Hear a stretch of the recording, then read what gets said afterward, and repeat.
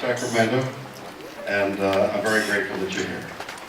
So, and that was the weirdest introduction I have ever done. It's like morning news, and then, oh yeah, Shatner's here. So, a couple of years ago, a guy in Australia, where am I going with this story, you're all asking, said to me, would I do a one-man show there in Australia? And it's a one-man show by its very nature is one man. And so that's a big job to entertain people for a period of time and make it worth the price of the ticket. So, but I thought, hey, it's Australia. If I fail, nobody will know. So I said yes, and then they had a form that they liked. There was somebody else on stage with me, and the person, local celebrity, asked me questions, and I would try and answer them to be as informative and as amusing and charming and brilliant as usual. And so the first show went well, so then another city asked me, and another. Finally I did 6 cities in Australia, and it went very well. And then Canada said, would I do that show? So they supplied local people. So I sat on the stage and talked and made my way across Canada. And finally, with some success, and in Toronto, Broadway said, would I come to New York and do it on Broadway?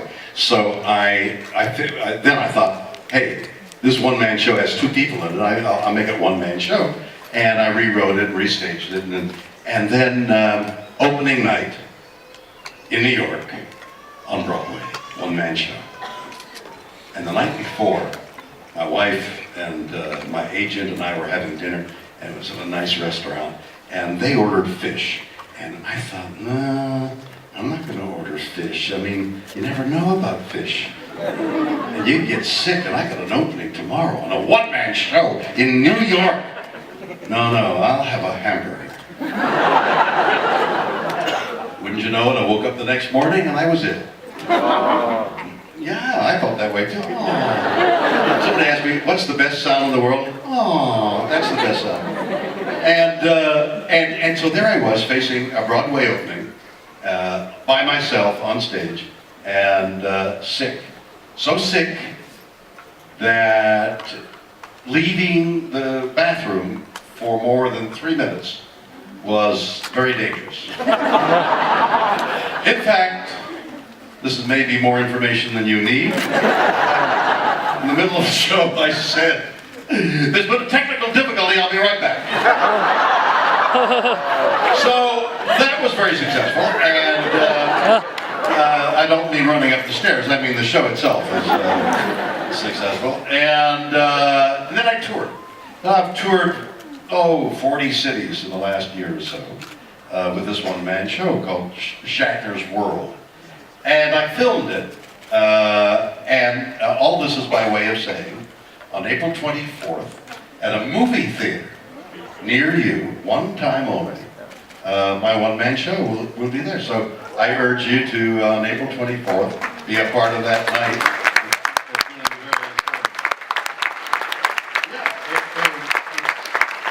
It's not quite unique, but it's unusual. And so I'm thrilled. So just got to get people into 700 theaters across the country. All right. So what I'll do now is I'll take questions and I'll try and answer them as illogically as I can, but with intelligence and insight, of course. So ask me a question and I'll ramble on. Forget what the original question was, but we'll have some fun. You've got it, I take it you've got it set up for a question, right? Yes? Yes? No? No? Oh, I just merely assumed there was a mic. Oh, thanks. My heart was in my mouth. I was about to say there's a technical difficulty. I thought you're doing the Comedy Central roast, that you were such a good sport to do that. Wasn't I, though? You were. And I thought your entrance on horseback was genius.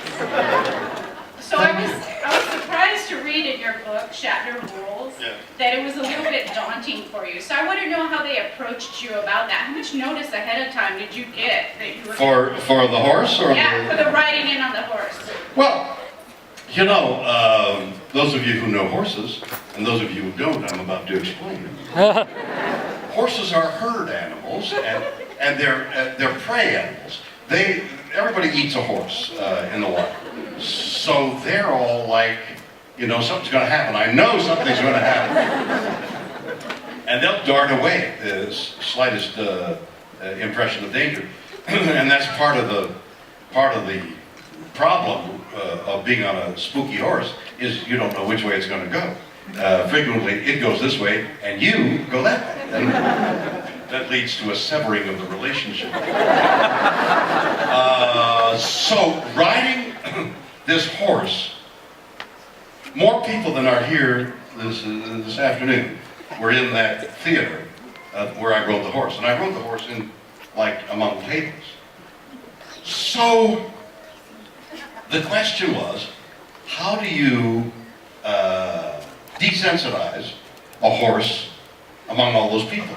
Now the police, have you ever thought about how do the police desensitize their horses where people are banging things and pushing and maybe shooting guns, and the police horses just move around? It takes years to desensitize them.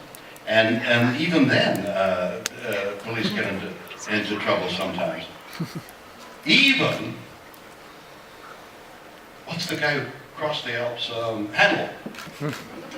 Hannibal! Where's he going with this?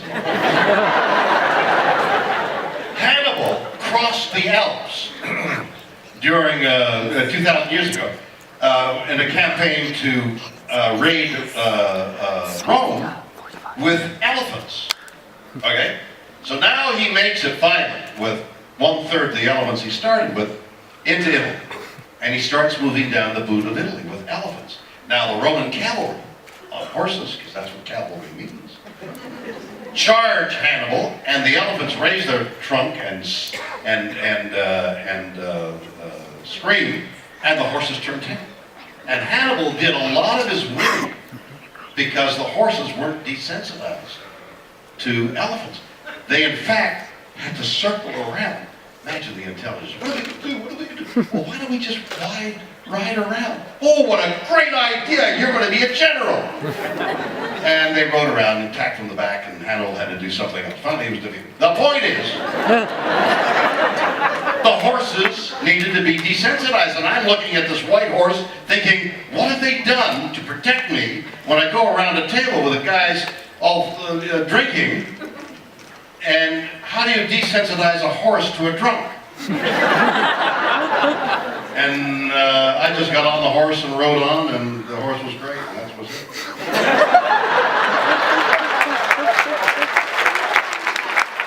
Now, isn't that fun? You ask a question about a horse, you get a history lesson, everything. Okay, next question. I just wanted you to know that I gave you the shirt earlier, and I hope you get the joke when you have time to read it. Thank you. Okay, so wait a minute. You gave me the shirt later, and you hope I get the joke. All right, so involved in that statement is a number of facts. Was the shirt off your back? If so, what are you wearing? And if that's a valid question, come up here and show us. Secondly, what's the message? I hope you get it. Is it obtuse? Is that a question of my intelligence? Will I get your message? I mean, come on. How difficult can it be? I put it on the shirt. And the third thing is, I saw it and I got it.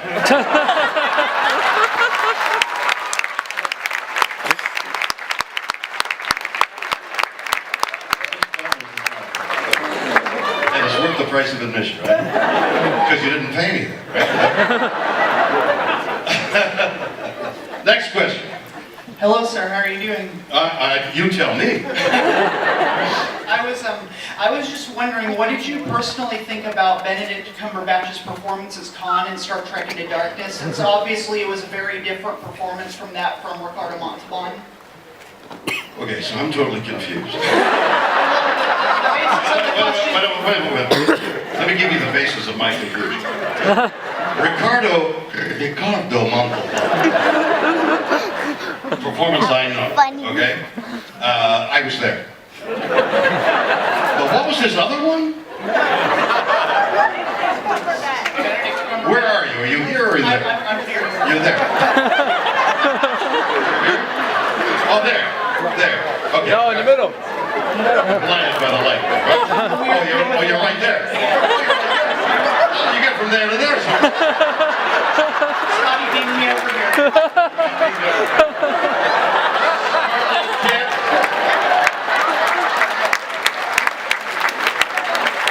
Okay, so I got the con thing, the Ricardo, but Right. who's your con? I just wanted to see I just was wondering what you thought about the performance of Khan in Star Trek Into Darkness, about that actor. What's Star Trek in the Dark?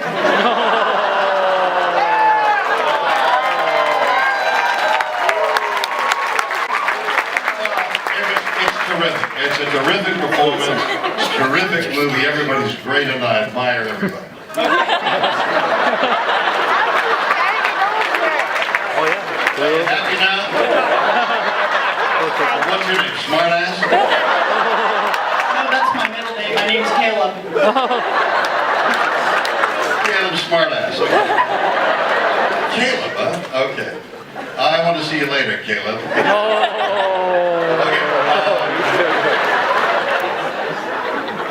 Are you happy with the answer? Or do you want more? Exceptionally happy. Exceptionally. Let's examine the word exceptional. Which you are, obviously. Okay. Next question. Hi, Mr. Shatner. Hi. I was wondering, you're such a larger-than-life person. What's been your What does most... that mean? I'm breathing. I'm alive. What is that larger than life? If I drop dead, am I larger than life and I'm dead? What does that mean, larger than life? What does it mean to you? Let's ask Caleb.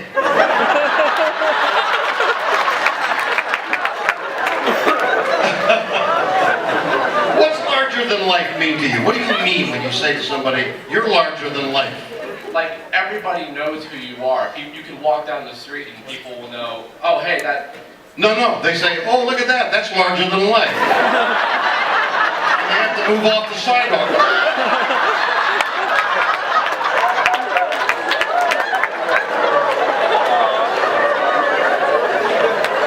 What, define larger than life. Let's pursue this to its deadly end here. Well, larger than life, you know, everyone knows who you are, you're so famous, you've done almost everything. Yeah. I've done everything. You've not Except entertain you and not try to. What was that?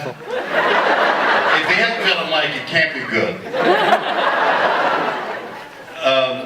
Go ahead, ask your question since we've beaten this thing into the ground. My question is, what's been your most humbling experience? Whether it was Talking to you, actually. I never felt more inadequate in my life.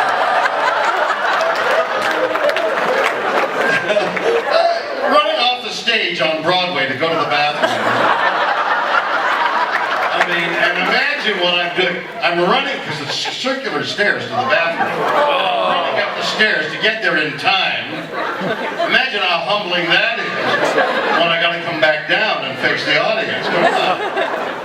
Anyway, that's the most humbling experience I've ever had.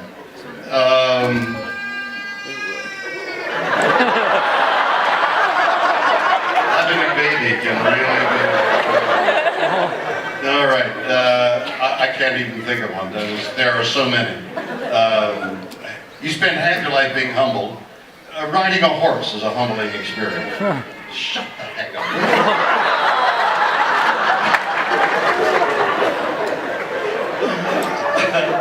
I love babies and puppies, but not here. On the other hand, that may be an alien coming to... riding a horse can be a very humbling experience. You have to be humble to be on a horse's back. If you get arrogant, thinking, oh, look at this, I'm doing well, you're on the ground the next one. No, horseback, competing on a horse can be a very humbling experience, and I've had it happen more times than not. Next question.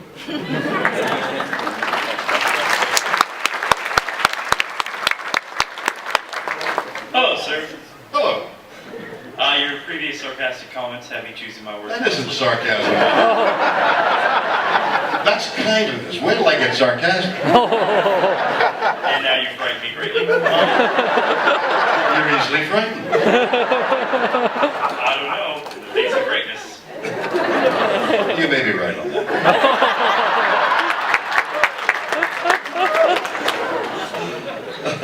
So my question was, when was the moment that you actually looked back at your career and thought that you really made it? I wrote a song. It's on a has-been that when you know when you're successful, and you don't. In my opinion, if you think you're successful, you're not. Okay? You're welcome. Hello, Mr. Shatner. Hello there. I've heard that you have interest in playing in one of the new Star Trek movies. Would you be willing to do a cameo or something like that? I'd love to be in one of these. Nobody's asked me. It's true. They should. Nimoy asked me, but he doesn't have any power.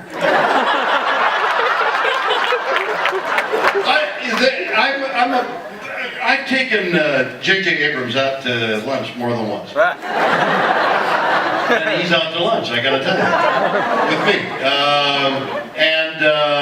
And we're sort of buddies. I admire him, and as you know, he's going to do the next Star Trek and the next Star Wars.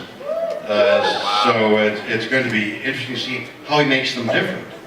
And then we could all have fun drawing up characters that combine, Kirk Skywalker. And I wish I knew more about Star Wars that I'd be able to be funny about, but I can't think of anything about Star Wars. I barely remember Star Trek. But I think the difficulty is, I was Captain Kirk. The kid has moved from there. I played Captain Kirk about 50 years ago, so there's a slight alteration in my physical appearance. It's very, very humbling to have a sign with my name on it, like a driver's waiting for me at the airport for something, and there's my name, and he doesn't recognize me. Aww. There's that sound again. And I sort of think, well, he's looking for this young captain, and here this guy comes out who's stumbling around and dribbling. The dribble down the here, it gives you away. So I think they're flummoxed on how to introduce me. It didn't seem to bother them about Spock, actually. But I think I'm in a more difficult position. So I would love to be in one of those movies, in another character, like in a total makeup, and you wouldn't know it's me. Although, I wrote a book called Get a Life, which I hoped was explaining what you're all doing here, why you're here. Actually, I was very serious about this. What I did was, doing my due diligence, I went around in conventions with a disguise, like a rubber mask and everything on.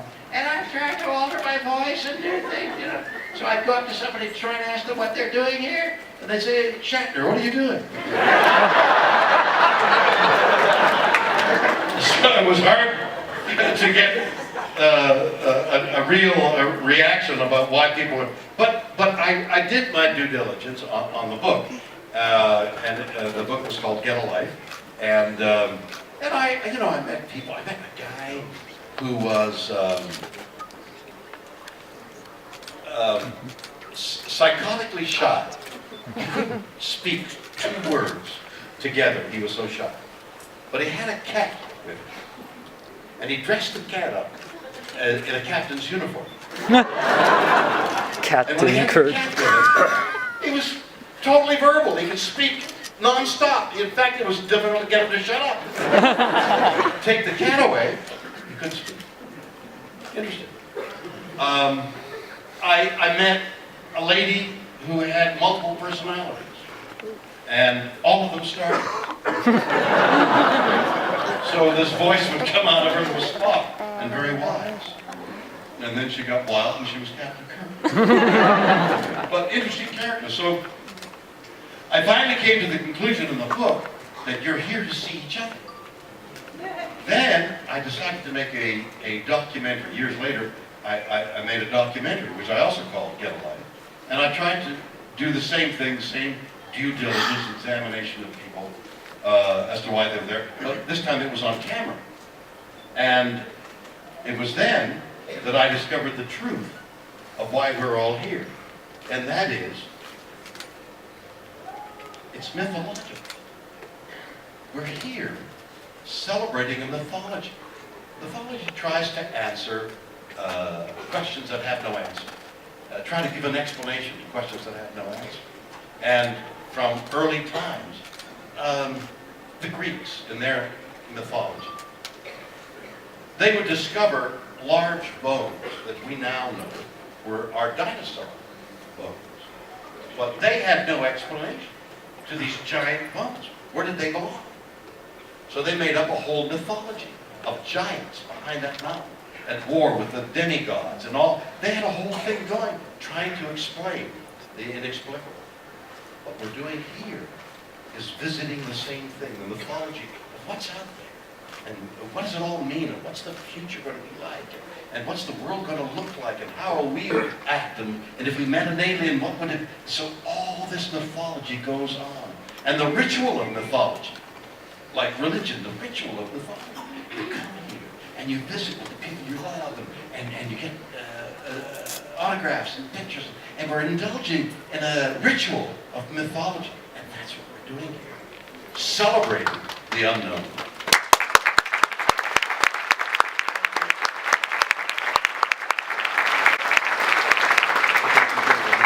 Okay. I'm exhausted. Next question. My name's Beth, and I have a text question from my parents in Kentucky. Wait, you got a text question from your science teacher from Kentucky. Parents from Kentucky, and they Parents. loved you. Your parents love you. They loved Therefore, by extension, you love them. Yeah. Yeah. You might say it's in the DNA. Or the RNA. And we know the difference, don't we? They would like to know, what about Star Trek changed your thinking or liked the most? What about Star Trek? What do I like the most? What about Star Trek changed your thinking or liked the most? Your involvement in Star Trek, the franchise, or as an actor? What about Star Trek that I like the most? Changed your life. I Changed can't your make it that thinking. word. I'm getting Teamster.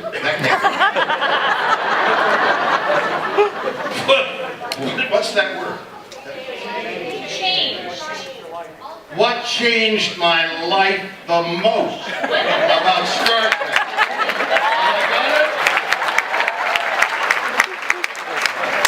If it weren't for Star Trek, I wouldn't be here today.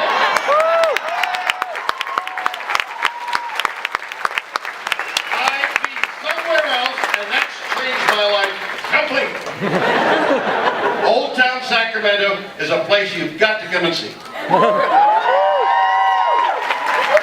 That's pandering, and that won't happen. Come to Midtown. What's changed my life the most? My goodness. I was popular when Star Trek was on the air, and then it went off the air, and due to a number of personal reasons that some of you have read about and know, that I didn't have any money, and I was totally broke. after Star Trek, and I had to start again, and work my way back into whatever, and it was a struggle. But because Star Trek gave me a popularity, which we call celebrity, I had this thing called celebrity, which then was useful to get me other things that finally resulted in my being here this afternoon and entertaining you and having a good time with you. So that Star Trek has changed my life completely. Okay. Thank you.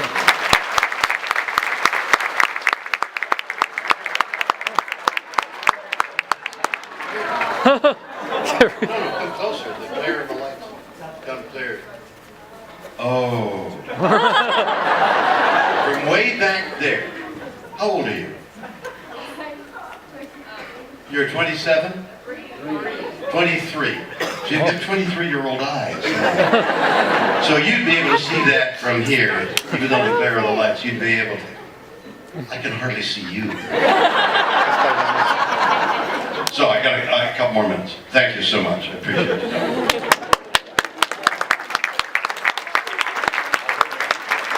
Next question. Hi, there's actually another text question, and it's from my dad. Oh. Yeah. Well, but it's great. I mean, we're using the latest in science. Somewhere in the dim country, 5,000 miles away, there's a guy typing to his daughter saying, ask him. So we're getting a question from a man that we don't know. Doesn't exist as far as we're concerned. But it's flesh and blood to her. And he's about to ask me a question, and we don't know what he looks like.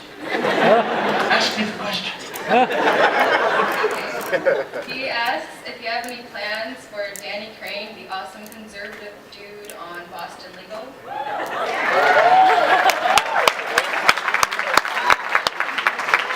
I did Boston Legal for 5 years, and it was really one of the better experiences of my life. I worked with great people, James Spader, Bergen, and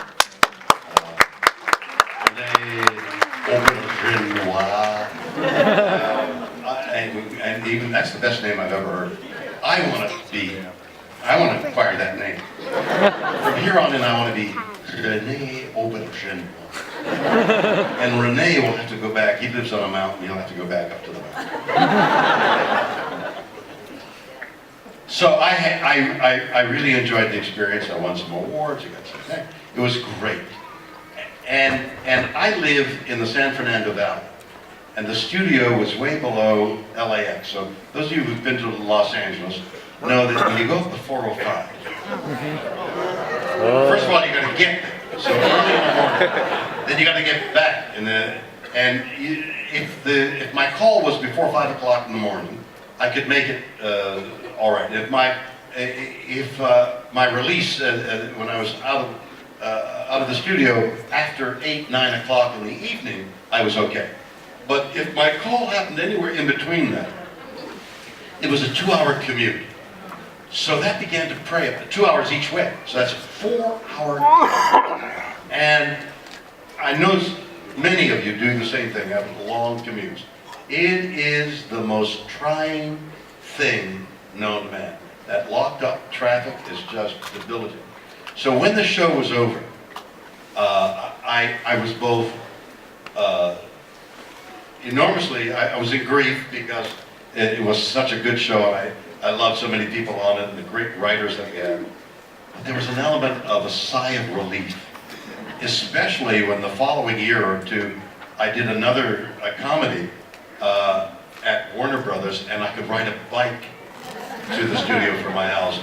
And unfortunately, that show was canceled after a year, but that's a condition really from now on. I'm not going down below LAX ever again. That's one of the things I made. Anyway, so doing Boston Legal was great fun, and again brought me a certain amount of celebrity. Listen, everybody, I'm so glad you're here. I'm so sad to leave you. I'm supposed to go, but upon request, I'm gonna go down and be at my autograph thing, and I'll sign some autographs for a short while. If any of you want to come by, I'd be delighted to sign, so thank you very much.